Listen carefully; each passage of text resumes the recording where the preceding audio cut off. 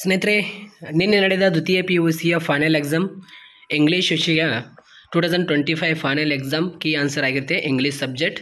ಎಲ್ಲ ವಿದ್ಯಾರ್ಥಿಗಳಿಗೆ ನಾನು ಕೆಳಗಡೆ ಜಿಯೋಗ್ರಫಿ ಮೇಲೆ ಇಂಪಾರ್ಟೆಂಟ್ ಕ್ವಶನ್ಸ್ ಮತ್ತು ಅದೇ ರೀತಿ ಕಂಪ್ಯೂಟರ್ ಸೈನ್ಸ್ ಮೇಲೆ ಇಂಪಾರ್ಟೆಂಟ್ ಕ್ವಶನ್ಸ್ ಮತ್ತು ಅದೇ ರೀತಿ ಸೋಷಿಯಾಲಜಿ ಮೇಲೆ ಇಂಪಾರ್ಟೆಂಟ್ ಕ್ವಶನ್ಸ್ ಈ 3 ವಿಡಿಯೋಗಳ ಲಿಂಕ್ ಕೊಟ್ಟಿರ್ತೀನಿ. ಎಲ್ಲ ವಿದ್ಯಾರ್ಥಿಗಳು ಹೋಗಿ ನೋಡ್ಕೊಳ್ಳಿ ಆಯಿತಾ. ಸಾಕಷ್ಟು ವಿದ್ಯಾರ್ಥಿಗಳು ಸರ್ ನೀವು ವಿಡಿಯೋ ಮಾಡಿದಾರಲ್ಲ ಸ್ವಲ್ಪ ಮಿಸ್ಟೇಕ್ ಇದೆ, ಪ್ರಶ್ನೆಗಳು ಅಂದರೆ ಪ್ರಶ್ನೆಗಳ ಆನ್ಸರ್ ಮಿಸ್ಟೇಕ್ ಇದೆ ಅಂತ ಕಳಿಸ್ತಾ ಇದ್ರು.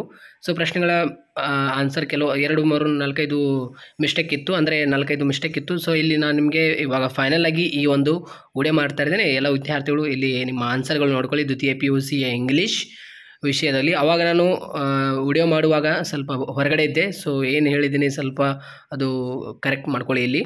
ಇವಾಗ ಇಲ್ಲಿ ನೋಡಿ, ಸೊ 1ನೇ ಪ್ರಶ್ನೆಗೆ option D is the right answer ಆಗಿರುತ್ತೆ, 2ನೇ ಪ್ರಶ್ನೆಗೆ option C is the right answer, 3ನೇ ಪ್ರಶ್ನೆಗೆ option B is the right answer ಆಗಿರುತ್ತೆ ಆಯಿತಾ. ಅದೇ ರೀತಿ 4ನೇ ಪ್ರಶ್ನೆಗೆ ಆಪ್ಷನ್ ಬಿ, ಅದೇ ರೀತಿ 5ನೇ ಪ್ರಶ್ನೆಗೆ ಆಪ್ಷನ್ ಡಿ, ಅದೇ ರೀತಿ 6ನೇ ಪ್ರಶ್ನೆಗೆ ಆಪ್ಷನ್ ಎ ಆನ್ಸರ್ ಆಗಿರುತ್ತೆ. ಆಪ್ಷನ್ ಡಿ ಆನ್ಸರ್ ಆಗಿರುತ್ತೆ, ನಾನು ಆಪ್ಷನ್ ಎ ಅಂತ ಕೊಟ್ಟಿದ್ದೆ ಅಲ್ಲಿ ಆಯಿತಾ. ಆಪ್ಷನ್ 7 ಇವಾಗ ಪ್ರಶ್ನೆ ನಂಬರ್ 7 ಇದಕ್ಕೆ ಆಪ್ಷನ್ ಎ ಆಗಿರಲ್ಲ, option D is the right answer ಆಗಿರುತ್ತೆ. ಅದೇ ರೀತಿ ಇವಾಗ ಇಲ್ಲಿ ಕ್ವಶನ್ ನಂಬರ್ 8 ಇದಕ್ಕೆ option B is the right answer ಆಗಿದೆ ಆಯಿತಾ. ಅದೇ ರೀತಿ ಇಲ್ಲಿ ಅದೇ ರೀತಿ ಕ್ವಶನ್ ನಂಬರ್ 9 ಇದಕ್ಕೆ option A is the right answer ಆಗಿರುತ್ತೆ ಆಯಿತಾ, A is the right answer ಆಗಿರುತ್ತೆ. ಅದೇ ರೀತಿ ಇಲ್ಲಿ ಆಪ್ಷನ್ ಸಿ ಆನ್ಸರ್ ಆಗಿರುತ್ತೆ 10ನೇ ಪ್ರಶ್ನೆಗೆ ಆನ್ಸರ್ ಆಯಿತಾ. ನಿಮಗೆ ಇವಾಗ fill in the blanks given in the ಬ್ರ್ಯಾಕೆಟ್ಸ್ನಲ್ಲಿ ನೋಡಿ ಪ್ರಶ್ನೆ ಕೇಳಿದಾರಲ್ಲ, ಇಲ್ಲಿ ಮೊನಾಕೋ ಓಕೆ ಸಿಂಗುಲರ್, ಇಲ್ಲಿ ಸಿಂಗುಲರ್ ಆಯಿತಾ, ಇಲ್ಲಿ ವಾಸ್ ಬರುತ್ತೆ ಆಯಿತಾ. ಇಲ್ಲಿ ಕಮಿಟ್ ಅಂತ ಅಷ್ಟೇ ಕೊಟ್ಟಿದ್ದಾರೆ, ನಾವು TTED ಕಮಿಟೆಡ್ ಅಂತ ಮಾಡ್ಕೋಬೇಕು, 1 ಮಾರ್ಕ್ಸ್ ಬಂತು. ಅದೇ ರೀತಿ ಇಲ್ಲಿ ವಾಸ್ ಆಯಿತಾ, ಇಲ್ಲಿ ವಾಸ್ ಬರುತ್ತೆ ಯಾಕೆಂದರೆ ಇಲ್ಲಿ ದ ಕ್ರಿಮಿನಲ್ ಇದೆ. ಇಲ್ಲಿ ಸೆಂಟೆನ್ಸ್ ಕೊಟ್ಟಿದ್ದರು, ನಾವು ಡಿ ಅಂತ ಮಾಡ್ಕೋಬೇಕಾಗುತ್ತೆ ಸೆಂಟೆನ್ಸ್ಡ್, ಇಲ್ಲಿ 2 ಮಾರ್ಕ್ಸ್ ಬಂತು. ಇವಾಗ ಇಲ್ಲಿ ಕ್ರಿಮಿನಲ್ ಇದೆ, ಇಲ್ಲಿ ಕೂಡ ವಾಸ್ ಬರುತ್ತೆ. ಇಲ್ಲಿ ಆಸ್ಕ್ ಅಂತ ಕೊಟ್ಟಿದ್ರು, ಡಿ ಅಂತ ಬರೆದರೆ 3 ಮಾರ್ಕ್ಸ್ ಬಂತು ಆಯಿತಾ. ಇವಾಗ ಇಲ್ಲಿ ಎಕ್ಸ್ಪ್ರೆಷನ್ ಕ್ವಶನ್ ನೋಡಿ, ಲೀಪ್ಸ್ ಆ್ಯಂಡ್ ಬೌನ್ಸ್ ನಾನು ಹೇಳಿದ್ದೇನೆ, ಇದು ಕರೆಕ್ಟ್ ಹೇಳಿದ್ದೇನೆ, ಇದು ಕರೆಕ್ಟ್ ಹೇಳಿದ್ದೀನಿ ನಾನು ಆಯಿತಾ. ಲೀಪ್ಸ್ ಆ್ಯಂಡ್ ಬೌನ್ಸ್, ಅದೇ ರೀತಿ to keep one's shirt on ಇದು ಹೇಳ್ಕೊಟ್ಟಿದ್ದೆ ನಾನು ನಿಮಗೆ ಆಲ್ರೆಡಿ, ಕರೆಕ್ಟ್ ಇದೆ ನಾನು ಹೇಳಿದ್ದು. ಅದೇ ರೀತಿ ಇಲ್ಲಿ ವೇರ್ ಅಂದ ತಕ್ಷಣ ಕಾಲೇಜ್ ನಾನು ಹೇಳಿದ್ದೀನಿ, ಆಡಿಟೋರಿಯಂ ಅಂತ. ಅದೇ ರೀತಿ ಹೂ ಚೀಫ್ ಗೆಸ್ಟ್, ಅದೇ ರೀತಿ ವಿಚ್ ಅಂದರೆ ಸಾಂಗ್ ಅಂತ ಹೇಳಿದ್ದೀನಿ, ಇದೆ ಸೇಮ್ ಆಯಿತಾ, ಏನೂ ಚೇಂಜಸ್ ಇಲ್ಲ, ಕರೆಕ್ಟ್ ಇದೆ ನಾನು ಹೇಳಿದ್ದು ಕೂಡ ಆಯಿತಾ. ಇಲ್ಲಿ ದೇ ಅಂದ ತಕ್ಷಣ ಸ್ಟೂಡೆಂಟ್ಸ್ ಮತ್ತು ಅದೇ ರೀತಿ ಇಟ್ ಅಂದ ತಕ್ಷಣ ಕಾಲೇಜ್ ಡೇ. ಅದೇ ರೀತಿ ಇಲ್ಲಿ ಪಾರ್ಟ್ ಡಿನಲ್ಲಿ ನಿಮಗೆ 2 ಅಂಕದ ಪ್ರಶ್ನೆಗಳು, ಶಾರ್ಟಾಗಿ ಇಷ್ಟೇ ಆನ್ಸರ್ ಮಾಡಬೇಕು ನೋಡಿ ಆಯಿತಾ. 2 ಅಂಕದ ಪ್ರಶ್ನೆಯಲ್ಲಿ ಇವಾಗ 3 ಅಂಕದ ಪ್ರಶ್ನೆಯಲ್ಲಿ ಈ ರೀತಿ ಆನ್ಸರ್ ಮಾಡಬೇಕು ನೀವು ಆಯಿತಾ, ಇಷ್ಟು ಬರೀಬೇಕು ನೋಡಿ. 3 ಅಂಕದ ಪ್ರಶ್ನೆಯಲ್ಲಿ ಕೇಳಿದಾಗ ರೊಮಿಯೋ ಜೂಲಿಯಟ್ ಮೇಲೆ ಕೇಳಿದ್ದಾರೆ, ಮತ್ತು ಅದೇ ರೀತಿ where the reserve everything I need to know I learn in the forest ಅಂದರೆ ಚಿಪ್ಕೋ ಮೂಮೆಂಟ್ ಮೇಲೆ ಇಲ್ಲಿ ನಿಮಗೆ ಪ್ರಶ್ನೆ ಕೇಳಿದ್ದಾರೆ, ಚಿಪ್ಕೋ ಮೂಮೆಂಟ್ ಮೇಲೆ. ಓಕೆ ಪರವಾಗಿಲ್ಲ. To the food farm it is child, ಮತ್ತು ಅದೇ ರೀತಿ ಐ ಬಿಲೀವ್ ದಟ್ ಬುಕ್ಸ್ ಆ ಒಂದು ಅಧ್ಯಾಯ, ವಿಲ್ ನೆವರ್ ಡಿಸ್ಅಪಿಯರ್ ಆ ಒಂದು ಅಧ್ಯಾಯ, ಮತ್ತು ಇಲ್ಲಿ ಚಿಲ್ಡ್ರನ್ ಯಾವುದು ಇದೊಂದು ಇದು ವಾಟರ್ ಮೇಲೆ ನಿಮಗೆ ಕೇಳಿದ್ದಾರೆ 3 ಅಂಕದ ಪ್ರಶ್ನೆ. ಸೊ ಓಕೆ ಪರವಾಗಿಲ್ಲ, ಇಲ್ಲಿ ವಾಟರ್ ಮೇಲೆ ಕೇಳಿದ್ದಾರೆ. ಸೊ ಇಲ್ಲಿ ಜಪಾನ್ ಆ್ಯಂಡ್ ಬ್ರೆಜಿಲ್ ಅಧ್ಯಾಯ ಮೇಲೆ ಕೇಳಿದ್ದಾರೆ ಇದು, ಮತ್ತು ಅದೇ ರೀತಿ ಇಲ್ಲಿ ವಾಟರ್ ಅಧ್ಯಾಯ ಮೇಲೆ ಆಗಿರುತ್ತೆ, ಇದು ಮೊನಾಕೋ ಆಯಿತಾ. ಇಲ್ಲಿ 6 ಅಂಕದ ಪ್ರಶ್ನೆಯಲ್ಲಿ ಇದಷ್ಟು ನೀವು ಆನ್ಸರ್ ಮಾಡಬೇಕಾಗಿರುತ್ತೆ ನೋಡಿ, ಇಷ್ಟೇ ಆಯಿತಾ. ಇವಾಗ ಗ್ರಾಮರ್ ನೋಡೋಣ. ಇಲ್ಲಿ ಪಾರ್ಟ್ ಸಿನಲ್ಲಿ ನೋಡಿ, ಇವಾಗ ಪ್ಯಾಸೇಜ್ ಇರುತ್ತಲ್ಲ, ಪ್ಯಾಸೇಜ್ಗೆ ಆನ್ಸರ್ ಇಲ್ಲಿ ಕೊಟ್ಟಿದ್ದೇನೆ ನೋಡ್ಕೊಳ್ಳಿ ಆಯಿತಾ. ಇದು ಆನ್ಸರ್ ಆಗಿರುತ್ತೆ, ನೀವು ಇದೇ ರೀತಿ ಆಪ್ಷನ್ಸ್ಗಳು ಹಾಕಿ ಬರೀಬೇಕು. ಇಲ್ಲಾಂದರೆ ನಾನು ಸರ್ ಆನ್ಸರ್ ಮಾಡಿದ್ದೀನಿ, ಇಷ್ಟು ಲೈನ್ ಎಕ್ಸ್ಪ್ಲೇಷನ್ ಮಾಡಿದ್ದೀನಿ, ಬಟ್ ಅದರೊಳಗೆ ಇದು ಆನ್ಸರ್ ಇದ್ದರೆ ಸಾಕು ನಿಮಗೆ ಮಾರ್ಕ್ಸ್ ಕೊಡ್ತಾರೆ. ಅಂದರೆ ಕೆಲವೊಂದು ವಿದ್ಯಾರ್ಥಿಗಳು ಇದಷ್ಟೇ ಆನ್ಸರ್ ಮಾಡಿರಲ್ಲ, ಅಂದರೆ ಆ ಲೈನ್ ಪೂರ್ತಿ ಆನ್ಸರ್ ಮಾಡಿರ್ತಾರಲ್ಲ, ಅದರೊಳಗೆ ಈ ಸೆಂಟೆನ್ಸ್ ಬಂದರೆ ಸಾಕು ನಿಮಗೆ ಮಾರ್ಕ್ಸ್ ಕೊಡ್ತಾರೆ. ಅರ್ಥ ಆಯ್ತಾ ನಾನು ಏನು ಹೇಳ್ತಾ ಇದ್ದೇನೆ ಅಂತ ಆಯಿತಾ. ಇದು ಆನ್ಸರ್ ಆಗಿರುತ್ತೆ ಪ್ಯಾಸೇಜ್ ಇದು. ಅದೇ ರೀತಿ ಪ್ಯಾಸೇಜ್ ಕೆಳಗಡೆ ಆಪ್ಷನ್ ಬಿ ಅಂತ ಇರುತ್ತೆ, ನಿಮಗೆ ಪೋಯಮ್ ಕೊಟ್ಟಿರ್ತಾರೆ, ಅದಕ್ಕೆ ಪ್ಯಾಸೇಜ್ ರೀತಿಯಲ್ಲಿ ಆಪ್ಷನ್ಸ್ಗಳು ಕೊಟ್ಟಿರ್ತಾರೆ, ಇದಕ್ಕೆ ಆನ್ಸರ್ ನೋಡಿ ಇದೆ ಆಯಿತಾ. ಅದೇ ರೀತಿ ಇವಾಗ ಪಾರ್ಟ್ ಡಿನಲ್ಲಿ ನಾನು ಏನು ಹೇಳಿದ್ದೆ ಸೇಮ್ ಇದೆ ಆಯಿತಾ, ದ ಅಂತಲೇ ಬರುತ್ತೆ, ಯಾಕೆಂದರೆ Mount Everest is the tallest mountain peak in the world. ನಿಮಗೂ ಗೊತ್ತಿದೆ, ನನಗೂ ಗೊತ್ತಿದೆ, ಸ್ಪೆಸಿಫಿಕ್ ಆಗಿ ನಾವು ಹೇಳ್ತಾ ಇದ್ದೇವಲ್ಲ, ಅದಕ್ಕೆ ಇಲ್ಲಿ ದ ಅಂತ ಬರುತ್ತೆ ಆಯಿತಾ. Everything is fair in love and war, ಇದು ಕೂಡ ಕರೆಕ್ಟ್ ಹೇಳಿದ್ದೀನಿ, ಇದು ಕೂಡ ಕರೆಕ್ಟ್ ಹೇಳಿದೆ ನಾನು ಆಯಿತಾ. ಇಲ್ಲಿ ಒನ್ ಆಫ್ ದ ನೋಡಿ, ಇಲ್ಲಿ one of my students, one of my friends ಅಂತ ಇದೆ. ಇಲ್ಲಿ ಒನ್ ಆಫ್ ಅನ್ನೋದು ಏನು, ಒನ್ ಅನ್ನೋದೇನು ಇಲ್ಲಿ ಸಿಂಗ್ಯುಲರ್ ಆಗಿರುತ್ತೆ, ಇಲ್ಲಿ ಅದಕ್ಕೆ ಈಸ್ ಬರುತ್ತೆ ಆಯಿತಾ. ಇಲ್ಲಿ ಆರ್ ಬರೋಂಗಿಲ್ಲ ಆಯಿತಾ, ಆರ್ ಬರೋಂಗಿಲ್ಲ, ಈಸ್ ಬರುತ್ತೆ ಅರ್ಥ ಆಯ್ತಾ? ಅದೇ ರೀತಿ ಇಲ್ಲಿ ಹೆಲ್ಪ್ ಅಂತ ಅಷ್ಟೇ ಕೊಟ್ಟಿದ್ದಾರೆ, ನಾವು ಹೆಲ್ಪ್ಸ್ ಅಂತ ಬರಿಬೇಕು ಆಯಿತಾ, ಹೆಲ್ಪ್ಸ್ ಇಷ್ಟೇ.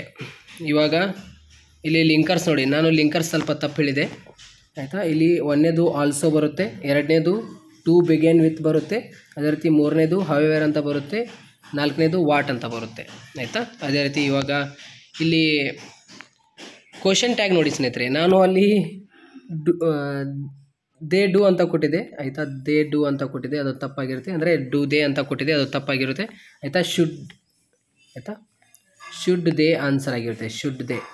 ಕ್ವಶನ್ ಟ್ಯಾಗ್ ಮಾಡಬೇಕಲ್ಲ ನಾವು, ಕ್ವಶನ್ ಟ್ಯಾಗ್. ಇವಾಗ ಇಲ್ಲಿ which is the most enjoyable ಅಂತ ಕೇಳಿದಾರಲ್ಲ, ಇಲ್ಲಿ ನಾನು ಏನು ಹೇಳಿದ್ದೆ ಅಂದರೆ, ಇವಾಗ ಇದು ಪಾಸಿಟಿವ್ ಇದೆ, ನಾವು ನೆಗೆಟಿವ್ ಮಾಡಿ ಬರಿಬೇಕು. ಇವಾಗ ಇದು ವಾಟ್ ಅಂತ ಬರುತ್ತೆ ಇಲ್ಲಿ, ವಾಟ್ ಆಯಿತಾ, ವಿಚ್ ಬದಲಿಗೆ what is the most enjoyable persons life ಅಂತ ಈ ರೀತಿ ಬರಿಬೇಕು ಆಯಿತಾ. ಅದೇ ರೀತಿ ಇವಾಗ ಇಲ್ಲಿ ಆಪ್ಷನ್ ಕ್ವಶನ್ ನಂಬರ್ 32ರಲ್ಲಿ ಆಪ್ಷನ್ ಎ ಆಯಿತು, ಆಪ್ಷನ್ ಬಿ ಇದು ಆಯಿತಾ.